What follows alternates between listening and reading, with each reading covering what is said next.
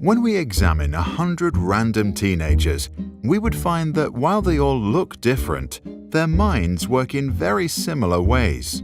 One or two, however, have minds that are atypical in a particular way. They could be diagnosed with autism.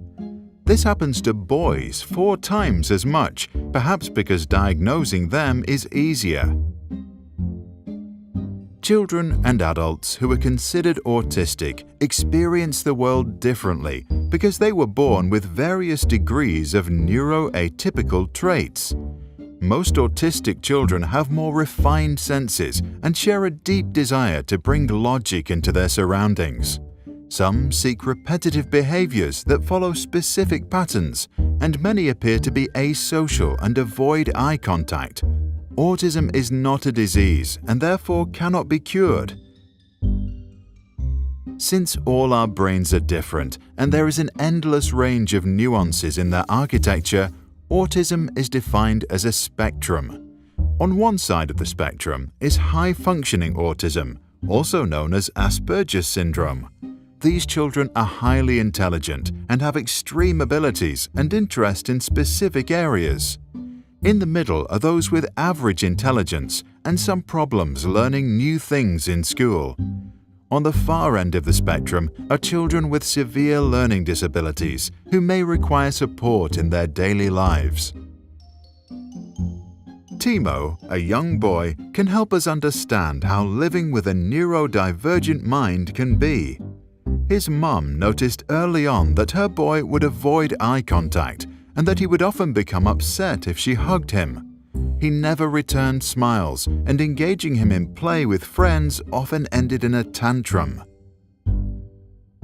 His mother suspected something to be wrong when Timo still wasn't speaking more than 2 or 3 words at a time, even after turning 4 years old. She sought help, and Timo was diagnosed with autism spectrum disorder, or ASD for short. Timo has an atypical perception. When reading books or watching movies, Timo's brain picks up and organizes the information differently. While his neurotypical peers categorize things and form schemas, for example, they identify everything with 4 legs that barks as a dog, for Timo, each type of dog is unique and categorized in Timo's mind individually. His attention to detail and inability to generalize makes Timo more objective in his perception of the world and less prone to a framing bias. However, it also makes all sorts of new experiences incredibly complex, which is why he loves to follow a rigid daily routine to limit his sensory input. Timo is highly sensitive. His brain amplifies whatever input it perceives. He hears everything and has a heightened sense of touch. However, this superpower makes situations where many people speak simultaneously very challenging. Timo hears everyone but understands nothing. The sensitivity to touch makes eating an intense experience. If a texture or flavor is too much to handle, Timo won't eat it. Also, walking barefoot on wet grass or playing in dirt overwhelms his brain. He has a fascination with logic. Timo naturally looks for patterns that bring logic into this world. Sometimes he also tries to bring order into his own behavior and ways of moving his body. When structured patterns are broken, he gets upset. It freaks him out when someone counts to 8 but doesn't continue to 10. Doctors call it an obsessive-compulsive disorder, or OCD. Timo experiences social disconnection. He has trouble connecting with others because social settings overwhelm his sensitivity and desire for order. Because human emotions are incredibly complex and don't follow a set predictable pattern, Timo often finds himself misreading situations and upsetting people around him. As a consequence, he avoids people and rarely makes eye contact, which doesn't matter that much to him, since most of the things other people talk about are illogical, irrelevant, and boring anyway.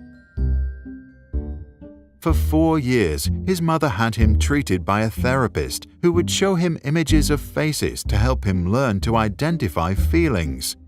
This meant he got better at identifying facial expressions and corresponding emotions. However, personally, he is still not very interested in reading faces or establishing new social contacts. He has 2 friends who share the same interests and couldn't wish for more.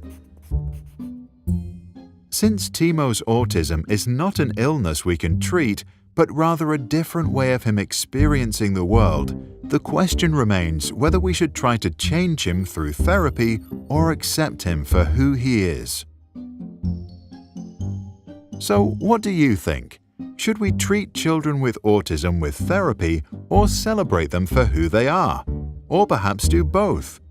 Maybe it's not their atypical minds, but our stereotypical way of looking at them that needs correction.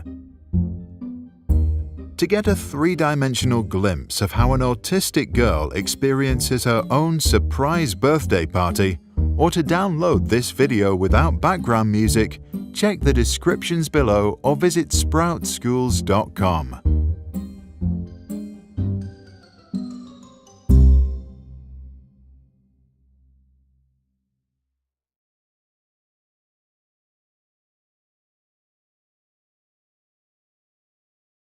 Sprouts videos are published under the Creative Commons license. That means our videos are free and anyone can download, edit, and play them for personal use.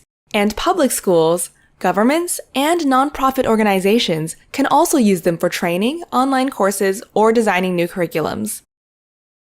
To help us stay independent and support our work, you can join our patrons and contribute. Just visit patreon.com/sprouts. Even $1 can make a difference.